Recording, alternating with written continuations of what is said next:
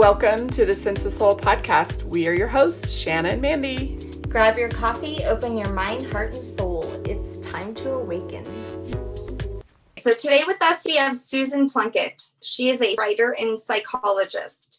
She received her doctorate at the New School for Social Research in 1989 and has been in private practice in New York City for 31 years. Her favorite part of her work is interpreting dreams using the Jungian approach. For the past 10 years, she's been writing science fiction in which she explores the worlds of the fifth and sixth dimensions. Her particular interest is in wanderers, high-dimensional beings who volunteer to come to Earth and reincarnate as human to help us awaken to our reality of our own superpowers, our own divinity and oneness with all beings. She is currently working on her third book of her science fiction trilogy, Mission from Venus.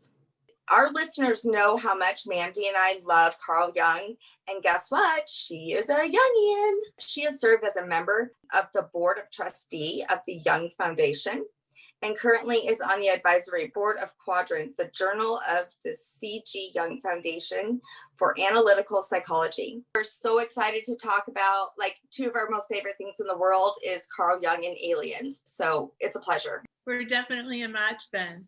So should we start with Carl Jung or aliens? Oh my gosh. Actually, I want to start with Carl Jung. I'm going to go there. Okay. So I'm in recovery, and I've said this before, but Shanna discovered years ago that he actually had a part in the big book of Alcoholics Anonymous. They had a correspondence, he and Bill. Yes. I couldn't believe that all these years, that's bedside. It's like my Bible. And I didn't even know that. So Shanna hits me up and tells me, and I go, duh. Of course he did, because he had a part in everything. Every single time we go to research or we are given information, he always is there. His name is always there. What was it about him that attracted you to his work? I always was kind of aware of him as a high school student and a college student, but I wasn't studying psychology in college. I was studying English. And then, of course, when I graduated, I became a waitress and a used car salesman in Berkeley.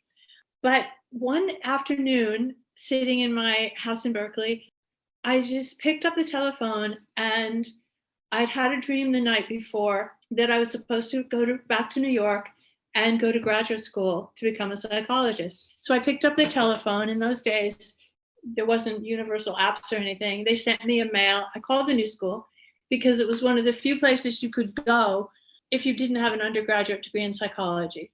You can't get a PhD program usually if you didn't study it, So they took me, and there was a Jungian professor there. He was teaching courses on Jung, and I started taking them. And then I started dreaming of Jung, just like everything he said, like with you guys, it just hit me in the heart. I fell in love with him, and I read every book on him, every biography I could ever find. I had the most amazing experience. He's been dead since 1961. My younger sister died in her young adulthood, and I was so distressed about that death that I went to a life between life regression therapist so that I could cross over to speak to her. And typically when you cross over to the in-between space, a guide meets you. And the guide that met me was Jung. And What? Yes, it was him. I mean, I had dreamt of him many times, but it was him. He didn't look like him because everyone was just an oval of light. I knew it was him, and all the communication was telepathic, and he knew that I was there to see my sister and to talk to her. I had that exchange with her, which was so healing for me. I had been in life already to Switzerland on a pilgrimage, physically visit his tower. And I had visited his house in Kunstnacht and sat in his consulting room and in his library with his grandson, who's an architect who lives there now. Wow. Just by reaching out to the grandson. There was no train stop for where his tower was on Lake Zurich. So you got off a train stop a few miles from it, and then you walked along the railroad tracks. And I remember the first sight of it through the trees. It was like suddenly something which had been in my psyche as a place for so long was in physical reality. And I almost couldn't believe it. So when I crossed over, we again went to that same tower by Lake Zurich, in another dimension, because the colors were different and the quality of the light was different. And there was so much light and so much color. And he gave me some downloads about what the unconscious is. And he said the unconscious, where dreams come from, is really God. He said modern Jungians don't say that anymore. They say, oh, it's the unconscious, but they don't say the truth because they don't want to sound too weird or something, or anti-intellectual. But the unconscious is the infinite, and every dream we have or everything we get from the unconscious is really coming from source. It was so reassuring to hear that. It sounds like he's really guided you. He has been a very big source. Yeah. When I was a young psychologist and I was sitting in my 30s with people, sometimes something would just drop into my head and I knew it wasn't me. I was receiving that. My receiver was getting a gift and I knew that I was supposed to convey that to the person, but it was just a felt sense. And a few years after I'd been in practice, maybe 10 years, I started studying or going every morning for 3-hour meditation with this woman who channeled a most incredible being called Munka. And I asked Munka how I could be more helpful to my clients. And Munka said, well, really, you can't do anything, but just let it come through you. You're a channel, just let it come through you. We'll do it. We'll do it. You and every person you see and every object and every animal, everything is a spark of the divine. Just let the information come through you because you alone don't have the power. But if you just open up, we'll do the work. And they've been doing the work for 31 years. And I'm so grateful. If my channel gets blocked or if I'm in a complex, which I get in complexes like everyone, then I get blocked. You always know when you're in a complex because you're in pain. If you're in pain, you're in a complex. And then you have to say, okay, what complex is this? Where was I hurt? Where was I hurt? And I didn't sufficiently acknowledge it. Let me do that and I'll break the complex. And that's true for me and everyone I see, for all of us. It's just so validating, right? When I would receive my information, my downloads, and I would write, I'd send them over to Mandy. And Mandy were like, well, this is exactly what it says in the big book. She would say it all the time, right, Mandy? And I'm like, really? Well, then that's a really good big book. Yeah. The big book came from God, and so did what we get. I love that because I need to own things that I feel, because sometimes I worry about the outside world. Like when I compared Jung with Jesus, I was like, oh shit, I'm going to get some backlash for that. And then when I said that the big book felt like a Bible to me, I was like, oh God, I'm going to get judged again. Why did I get scared of what other people would think? Because I need to own it. I felt it. It connected for me. I think they're just as valuable, one over the other. And so thanks for inspiring that in me. I know we all get afraid. What are we afraid of? This wonderful being said to me back then, what are you afraid of, Susan? Are you afraid of being burned as a witch? You've already been burned as a witch. You don't have to be afraid of that anymore. Just say it. I wanted to go back really fast and just give you a moment of compassion for the loss of your sister. I have lost a sibling as well. It's very painful. Losing a sibling isn't talked about a lot. You always hear about the parents' pain. I've even researched, there finally is some books, but losing a sibling is very painful. So my heart goes out to you. Thank you so much for that.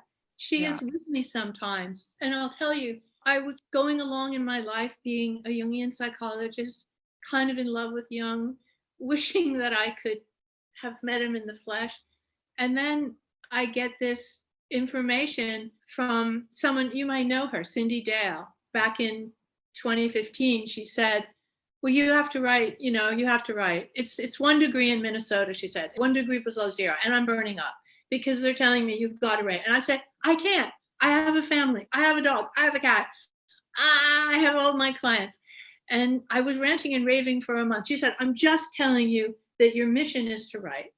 And I said, I have nothing to write. I have nothing to say. She said, you don't need anything because they're just going to tell you. So then I wrote the first book, which is a lot about the death of my sister. It's called When Every Breath Becomes a Prayer. And she said, well, that's fine, but that's not what you're supposed to write. That was just so you could learn how to write. You're supposed to write a trilogy, a science fiction trilogy. I said, I don't even read science fiction. How am I going to write that? I know Madeleine L'Engle, but that's as far as it goes. Yeah. So don't worry about it. Just sit down. Sit down in the morning. The downloads will come at night. And then I was speaking to a shaman who had helped me many times, picking up lost pieces of my soul, my child's soul, putting us back together. She said, yep, it's a trilogy. Yep, it'll be downloaded. So I was getting it from more than one source. So then I just started sitting down and writing.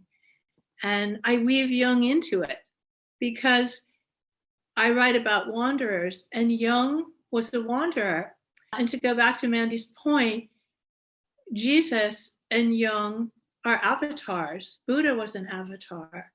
There are 80,000 avatars, wanderers on earth now. Not everyone is awakened. Not everyone knows that they're a wanderer from a higher dimension who volunteered for a mission to earth to help us wake up as we're on the cusp of moving, rebooting through this virus and through moving into the fourth dimension, that many people from around the galaxy came here to help us. And some came sooner. Jung came earlier, Jesus came before him. But, even John Lennon had the balls to say about the Beatles, we're bigger than Jesus. And you know what? They were God too. And they were bigger than Jesus because there was more people on earth when the Beatles were here than when Jesus was here. And you know what? Jesus would not have resented that comment at all. He would have been really down with it. And because he was Jesus and he knew that. And he was saying, you can do what I do. You all can do what I do. And that's the message I think the wanderers are trying to bring, you guys among them. You're trying to empower everybody. Nobody is up here and the rest down here. We're all God, and we all can have so much immense power that we don't know we have. So that's how I connect myself as a Jungian with myself as a science fiction writer, because Jung was a wanderer. And I don't know if I mentioned him by name, but I mentioned like Benjamin Franklin, I believe, was a wanderer. Tesla was a wanderer. Certainly Jesus, Buddha, Muhammad, those people. Anyone who teaches about love is a wanderer. Anyone who teaches about oneness. Like the motto of the United States is out of the many one, e pluribus unum, out of the many one. We were supposed to be the way shower and we fell off the track, but now we're getting back on. I hope so. I've been calling us the divided states of America. Yeah. But we're supposed to be out of the many one. That's what our founding fathers, who a lot of them were wanderers. They may have not been perfect. They may have been slave owners. They may have fallen into dark practices, because that's what the dark side is. It takes power and enslaves. Because you can't wake up easily in this dimension. This is a heavy dimension. Right. So I have a question for you. When you talk about volunteers, Mandy and I, we like over a year ago, we did an episode on star seeds, and we really, really, jumped into the research to understand them. And we read, the amazing book, The Three Waves. Do you buy into the star seeds and that there are these waves of them, like the indigo children, the crystal diamond and all that? I do. I think there's so many ways to describe what's happening, and language is limited. Language is a limited thing which reduces. So anytime we put names and labels and try to talk about it, it gets a little reductive. But there's tons of ways, and that is one. I remember when I was first reading about the indigo children and being so overjoyed. And yeah, they're probably wanderers. And I do believe that each new group that comes is more evolved than the last. And then sprinkled in among all of them are wanderers who volunteered to give up their fifth and sixth dimensional powers, incarnate as human infants, grow up, try to wake up and remember that they are on a mission, that they came for the purpose because they love other beings so much that they want everyone to keep evolving on the path of light rather than on the path of dark. It's interesting that you bring up the vocabulary and how, words can get translated in so many different ways, because the last couple of weeks, that has just been really heavy on me. Like I can't stop thinking about it. And then when I research all of these different stories throughout history, I start to realize, and have had guests on who've taught me, that a lot of it, they're just saying the same thing and they're saying the same stories. They're just using different words and people get hooked on words.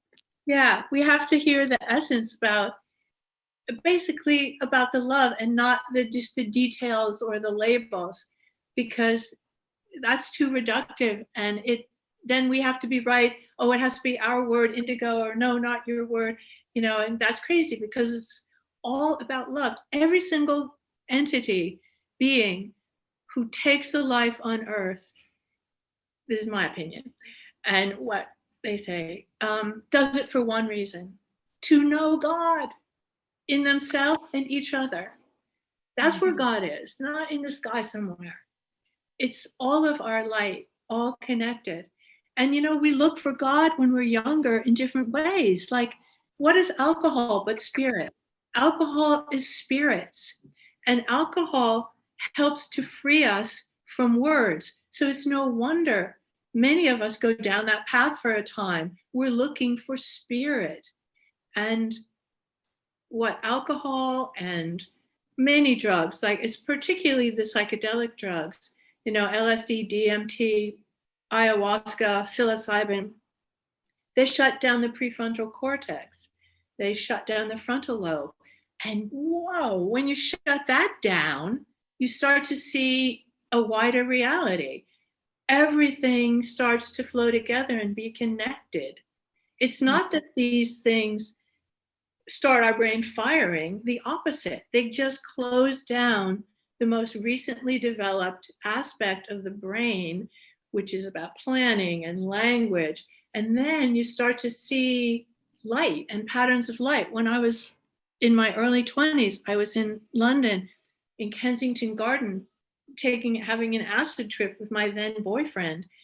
And we were lying on the grass, looking up at the trees. And I said to him, and I started weeping, I get the Impressionistic painters. I see what they saw. You know how they just do dots of color? They don't like draw, just everything's dot. Because when I was looking up, I said, it's all dots. Were those guys on acid? Or how did they shut down the... Might have been. And, maybe there was lead in their paint that shut down their frontal cortex. I don't know, but Right. Yeah. Shut that down with meditation. I mean, meditation is easier on the body than alcohol and psychedelics. You can have your perception shift. So even physicists admit now that there's no reality out there. Reality is affected by the person looking at it. We change what we see. For example, dogs can't see rainbows because they don't see colors in that spectrum. And we see the tiniest bit of the spectrum. So it's all about the observer affects what's being observed. After I became a mother, I stopped doing drugs, any kind of thing, except for meditation. And it really seemed to me that those things, as wonderful as they could be, were just a keyhole into that vaster reality compared with what you can do on your own with meditation. When I was first told that I was a channel, I was terrified. I said, no, I'm not doing that. And it took another 5 years before I would allow that because I was too scared. But I said, that's okay. It's okay to be scared. And at that time, I thought I would never do it. So yeah, I did go through, but everyone doesn't have to. I mean, maybe the indigo children and all the starseeds don't have to use drugs, or they learn from our experience that that's a path, but it's an expensive path. Yes, what were you scared of? What am I going to find out that's going to be too scary for me? If I allow will I be taken over?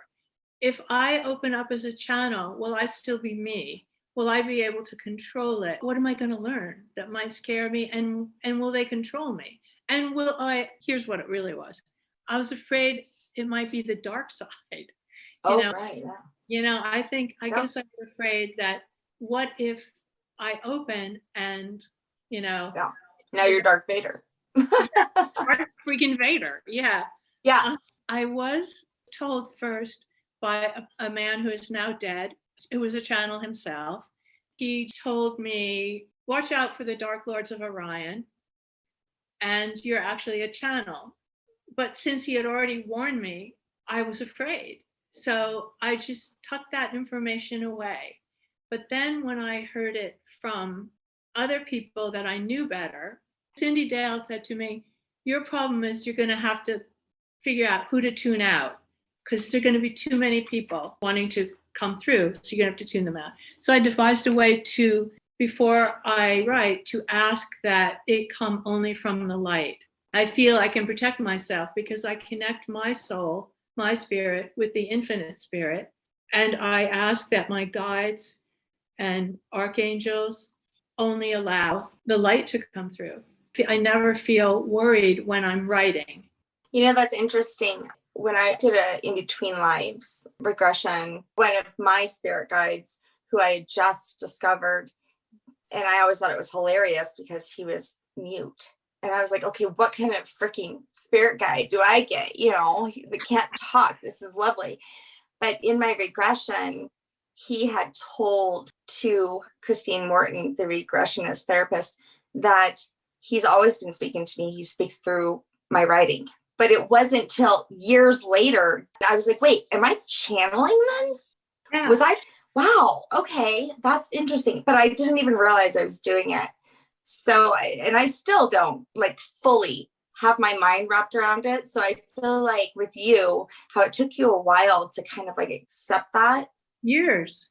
Yeah. But even talking to you helps validate, it's okay. You are doing that, believe in that and trust it. I think we have that. Is this really happening? Yeah.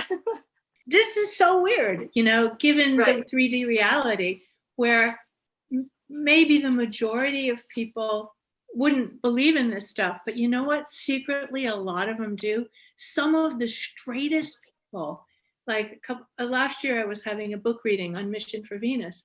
And some of the straightest people came up afterwards to tell me, I channeled this one time. I know I was channeling, and we just need permission to believe we are not alone in the universe. And most of the beings are invisible on Earth right now. There's a lot of invisible beings here helping us and rooting for us. I think it's wonderful, but it's natural that we doubt. When I'm writing, sometimes I have a felt sense that there are beings to my left and right, and they're feeding stuff. And then other times I'm writing along and I think, is this me making this up? Yeah. And something else will just drop in, and that feels different. One shaman that I saw, she used to channel archangels, and they said, put it in story form. They will give you all the information, all the facts, all the ideas. You just put it in story form. So that I realized that's my part. And they said, you're really just a scribe. Don't think you're an author. You're just a scribe. And you've been a scribe in many lifetimes. Wow. I'm a scribe. I love it. She said, you're a scribe. You bring formless into form.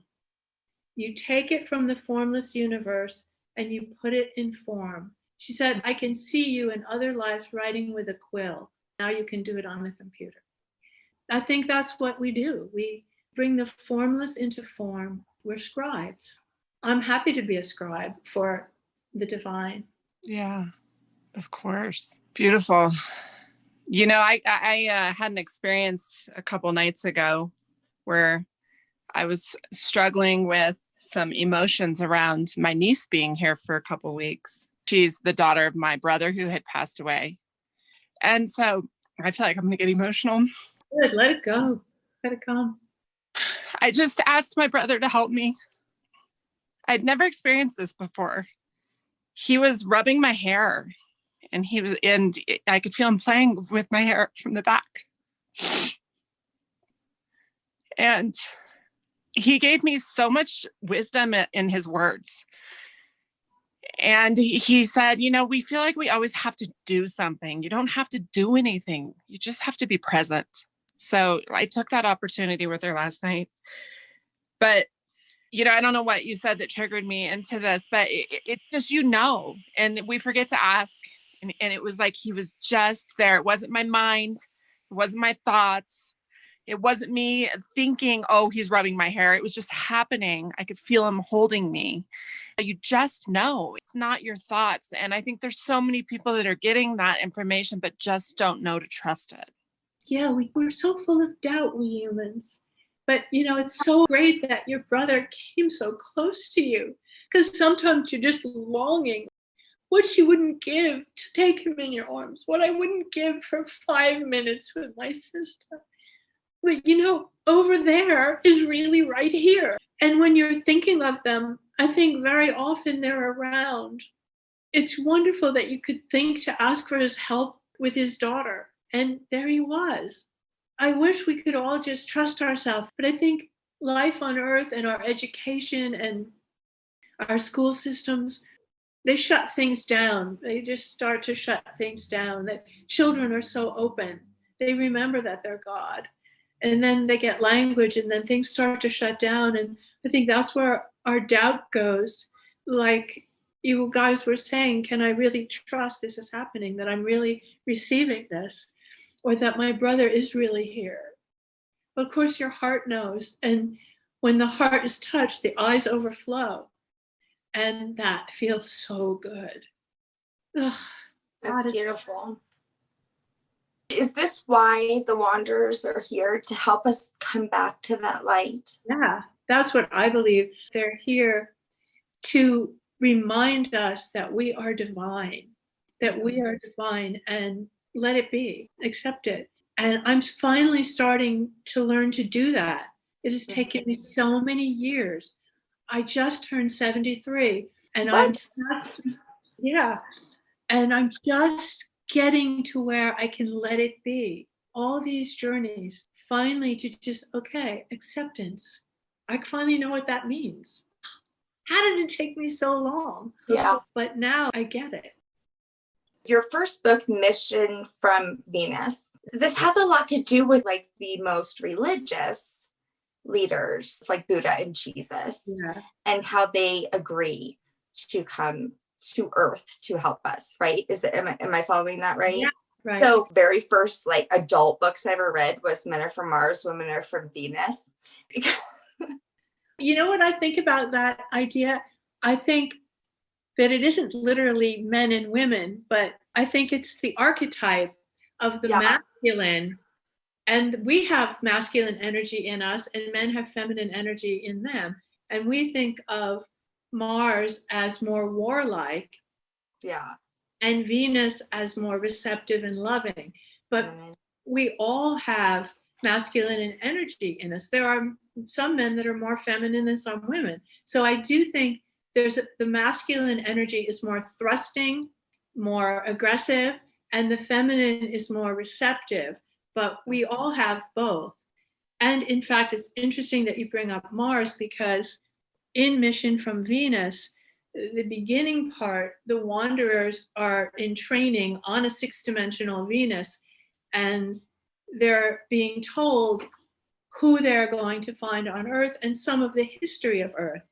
And part of the history of Earth that I received was that Mars had a nuclear war. The planet became uninhabitable. Mars was at that time a 3rd-dimensional planet, as Earth is a 3rd-dimensional planet going rapidly into the 4th.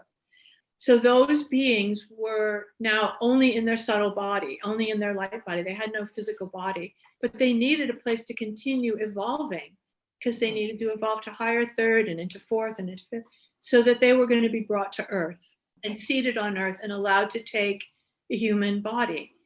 But they were thought to be too warlike because they had destroyed their own atmosphere. So they were altered to become slightly less warlike so that they wouldn't destroy Earth.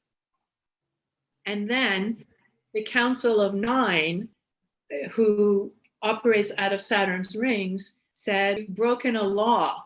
You are not allowed to alter beings living on Earth," because the idea was for Earth, because people don't remember their past on Earth, pass through the veil of forgetting. Can a being find its way back to source? Can all these bits, these sparks of divine, find their way back to source without help, us intervening? So you've altered the Martians. Then it was decided that no one could again cross the quarantine. Earth is apparently the only planet in any galaxy that has a quarantine where you cannot come in here and do stuff. I know that the Greys, whoever, they slipped through the quarantine. There is a quarantine. So the Martians now apparently have evolved and gone on and gone to higher dimensions. Can we talk about the dimensions, fifth, sixth dimension, just for myself, Mandy, and our listeners? And you want to know it? I just want you to know that I was literally laughing out loud on your bio. It was like, she lives with her family in Greenwich Village, unfortunately, still in the third dimension. That's right. Because the fourth dimension is a place of so much more love. Okay, let's start the first dimension. First dimensional beings are crystals, rocks, beings that have a spark of the divine, and crystals are so intelligent and can be programmed to do many things to help. But they're first dimensional beings. Second dimensional beings would be like plants. Higher second dimension would be like trees. Trees are so conscious and they give everything. Third dimensional being, some animals are second and some animals are third. Humans are considered third dimensional beings and very dualistic. We have a dualistic mind, rich and poor, high and low, young and old, all these dualities, where the task in the third dimension is to learn about love, to learn that we are all one, and to love the other as the self, because there is no other. And when we learn that, each dimension has a task, is my understanding. So the task of the third dimension is to learn about love. And when you learn to not desire anything for yourself that you don't also desire for the other, you are fourth dimensional. You become your consciousness, your conscious is already fourth dimensional, or you wouldn't be doing this work. You get it about love for all beings as one. And that's the job. And you get a chance to move to the next dimension periodically, depending on how much light you hold. The move from the third dimension to the fourth dimension is about the amount of love you hold in the form of violet light, the violet ray. And the Kohan of the violet ray is Saint Germain. If you hold enough violet light, you are in the fourth dimension. Many beings on Earth are already in the fourth dimension. People doing things like sense of soul are already there, and Earth is too. As Earth is fully fourth dimensional and people die off, they will not be able to incarnate again on Earth, because once this Earth is fourth dimensional, the vibration of Earth will not match the vibration of a third dimensional being anymore. So they will have to incarnate on another planet that's still third dimensional. But if your vibration is fourth dimensional, you can keep coming here if you want, or go to another fourth dimensional planet. Fifth dimensional is also a planet of intense love and refinement. And because I don't know fifth dimensional or sixth dimensional or seventh dimensional personally, I just know that each successive dimension brings you closer to source. My impression is that their dimensions are in octaves. So you can go through 1 through 7, and then 1 through 7, and 1 through 7. And ultimately, your journey takes you back to reunion with God, because the universe dwells in a state of cosmic orgasm. When you finally return to source, you are in a perpetual state of cosmic orgasm, which is why when we fly out from source, we feel so much pain and separation and loneliness and longing. And we think we can find the answer in another person or in love of another human. And we can to some extent, but the longing is really longing for the divine, longing to be back in that state of eternal cosmic orgasm where we are headed back to. Other storytellers will tell it in a different way, but that's my understanding of the dimensions. Make sense? Yeah, absolutely. It's amazing. Yeah, I struggle with finding words to describe the feeling I felt in my near-death experience. State of cosmic orgasm. Yes. Jung had a near-death experience. In his 60s, he had an embolism or something which gave him a stroke, and he went into a coma, and they thought he was gone.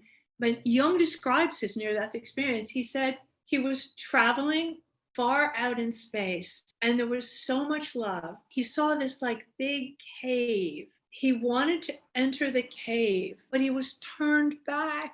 He was told he had to go back. And of course, he lived another 25 years, but he didn't want to come back. And he was so depressed when he came back because he had seen bliss.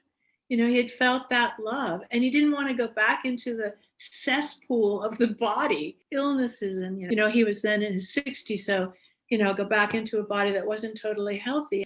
Didn't want to come back either. I will say that the word love that we know it today on earth, the love you feel today, well, for me, it's that word was broken open once I had that near-death experience. But like when people write about love stories, it's not that kind of love. So love doesn't even do it justice. Yeah, language diminishes things. It diminishes cosmic things.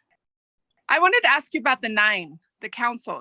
Yeah, Council of 9. Apparently, different aspects of the cosmos have elders or masters of light who are responsible for governing their part of the universe or their part of whatever galaxy, the Sombrero Galaxy, you know, the Milky Way Galaxy, whatever. Our spiral arm of the Milky Way, and specifically our little solar system, is governed from Saturn's rings by a council of 9 light beings. And I think it's a rotating thing. It isn't always the same. And they kind of look over what's happening on the planets that they're responsible for. And Earth is one of them. They're the ones who decided that it was wrong to alter the Martians to make them less warlike. I guess they're just the governmental board of trying to keep things fair so that various species don't get taken advantage of.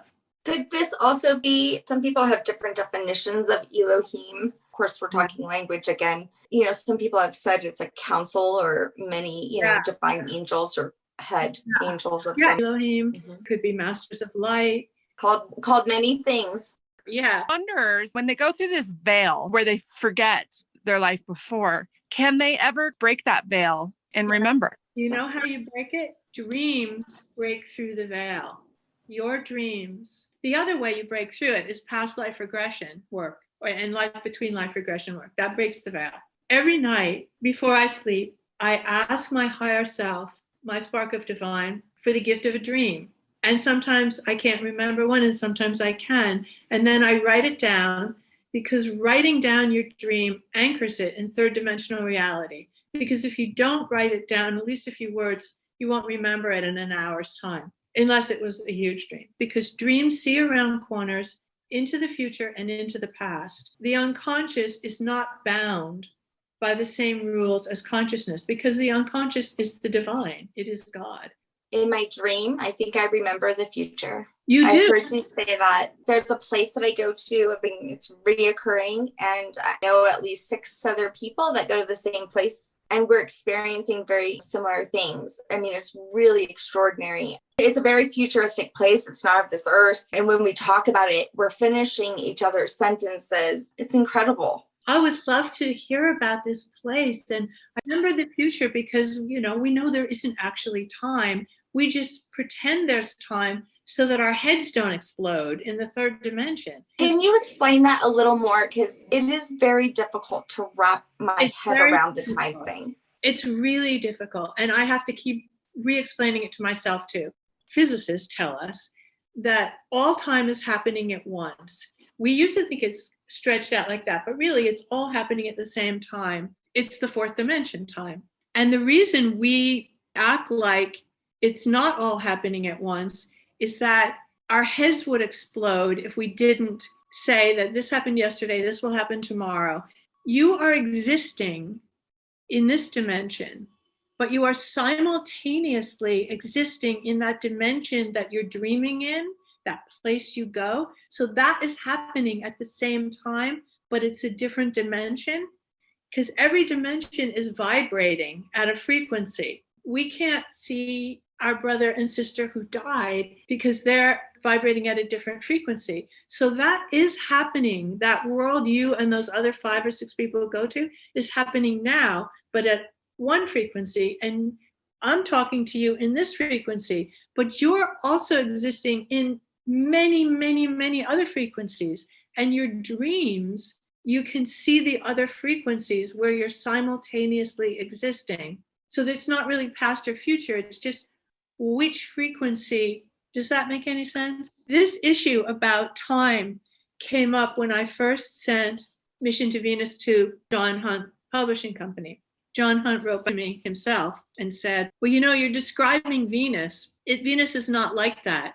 Venus is, got an atmosphere of sulfuric acid. No life on Venus. It's a dead planet. And I wrote back to him and I said, yeah, that's Venus in the 3rd dimension. But I'm talking about Venus in the 6th dimension. And because we're a 3rd dimensional planet, all we can see is Venus in the 3rd dimension with a sulfuric acid atmosphere. So he said, okay, got it. You need to just explain that in your book, that Venus in the 6th dimension is simultaneously existing with the Venus we perceive, but we only perceive the 3rd dimensional one because we're 3rd dimensional. Yeah. One morning I woke up and I said to my husband, who is my daughter, what's my name? And he said, Susan Plunket, and you're married to me. I said, I knew that I recognized you, but I have no idea what either of our names was. I was in another dimension. And when I came back, I had no idea who I was. It was the weirdest No way. Yeah, I did not know my name. But luckily he was a solid guy, Persian guy. Wow. So in my regression, that was another thing that this spirit guide of mine was chatting about. He called me by a different name. And I was like, what? And it's Nia. And I saw it. It was more of like when he said it, it wasn't spelled like Nia. It was something different. It was like, Nia. Oh. And he said it very strange too. Like it was drawn out. Nia. That is so. I learned my spirit name in a life between life regression too. No way. Anybody else who did. And I used that name as one of the characters that I think I speak through the most in these books. The psychologist that was leading my life between life regression, he kept asking me questions and I was like, I'm just communicating telepathically. I can't drag myself back down to tell you stuff. But I think he was trying to keep a hold of me. So one thing he said to me, aside from look down, what does your body look like? And it was just a blue oval of light. He then said, what's your name? And without skipping a beat, I said, Sonam. And that's my name. And I never heard that word before. I didn't know that word, just like you. And so that she's one of the main characters in Mission from Venus. Can you say yours again, Susan? Sonam. Sonam. So I have to ask you about soulmates and twin flames. You speak about this a little bit in your book. Yes. My understanding of a twin flame is that at the moment we fly out from source as a spark, if the spark splits into a masculine energy and a feminine energy and traveling through its incarnations, at the point that spark comes back together in some dimension, that is a twin flame reunion, because that one spark has been going through different journeys until it reunites as that one spark for the journey home. That's very different from a soulmate, because your soulmate could be anyone in your soul group. We incarnate again and again, like say you two. You probably had so many lives together. You're in the same soul group. Sometimes you're friends, sometimes you're parent and child, sometimes you're lovers, sometimes you're cousins, sometimes you're teacher and student. But your soul group, we all have a soul group. And we meet these people again and again in different relationships in our lives. So you can have many soulmates, but you have only one twin flame. And you only have a twin flame if your spark split in two at the moment of emerging from source. That's how I've come to understand it. There may be other ways of looking at that. Wow. So earlier you had named off some people you believe were wanderers. Can you talk about the Dark Lords, and can you name any that you believe here on Earth? Yeah, the names that I've gotten for the Dark Lords are... Oh, hold on. Sorry, Susan, I don't mean to interrupt. The Dark Lords are interfering. They don't want this conversation. No. So who are the Dark Lords?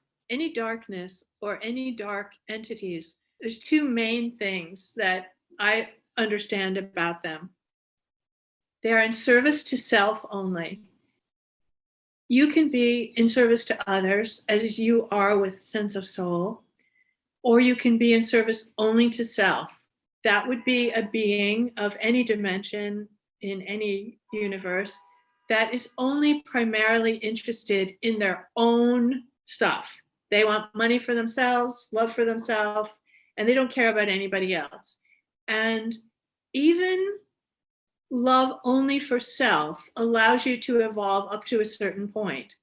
You can, just by loving yourself and no one else, you can continue to evolve up to a certain point. And that is the dark path of service only to self. The path of light is service to others. And you can go all the way back to the divine on the path of service to others. You gain power on the path of light the more you are in service to your fellow beings. That's how you proceed through the dimensions. On the dark path, you gain power. The more selfish, the more greedy, the more people you enslave, control others, manipulate others, you gain power up to the sixth dimension.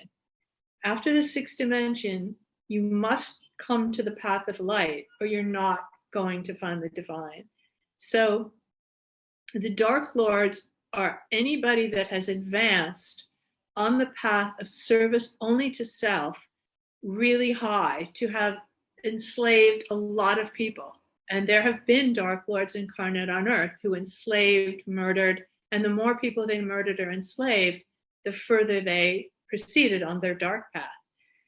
In my story, I called them the Dark Lords of Orion, and the two main ones that are attempting to control Earth and enslave humans are Darpith and Veldamiron, but they could have any names. And they don't work together. They compete with each other. They would kill each other, steal each other's slaves. And they're on Earth trying to stop people from proceeding on the path of light. They would try to kill people who are advancing too high on the path of light. And the wanderers in this trilogy tangle with the Dark Lords. The Dark Lords slip through the quarantine in order to make trouble on Earth. I think that this should be a movie. This sounds so good. Yeah. I mean, the Archangel channel said, you know, we need another thing. We had Harry Potter, we had Lord of the Rings, we had Star Wars. We need somebody. I mean, maybe this is part of it, maybe well, not. And you know what? We need Brad Pitt as Archangel Michael. No. Oh my God, Shanna, I love you. I used to have such a crush on Brad Pitt too. Oh, and like the whole Legends of the Fall. Oh my God, Legends of the Fall, that movie. Yes, I fell in love with him then. I think that was it for me too. God, the fighting a bear. I mean, that was a great movie. The coming home from war. Yeah. So where does Orion come into play here? It's because the very first guy who's now deceased, who told me I was a channel, told me to watch out for the Dark Lords of Orion.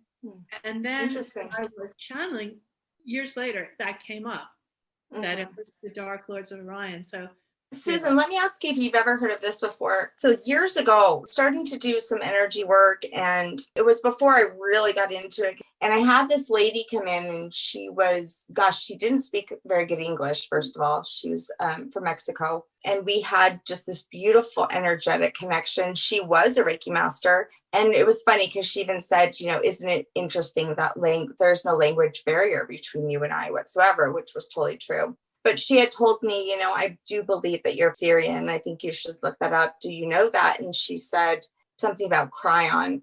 And I was like, what the fuck are you talking about? Like, this lady's crazy. I'm from Louisiana. And now I do believe along these lines.